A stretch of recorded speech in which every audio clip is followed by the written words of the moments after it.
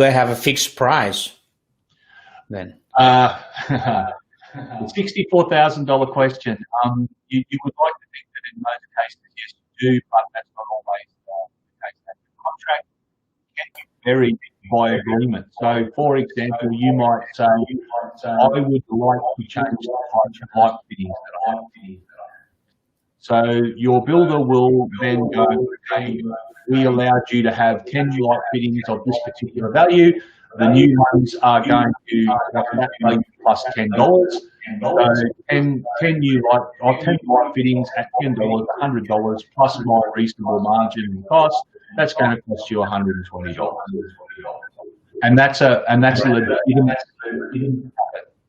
So you can vary the cost of your contract in accordance with your changing sort of view as you move through.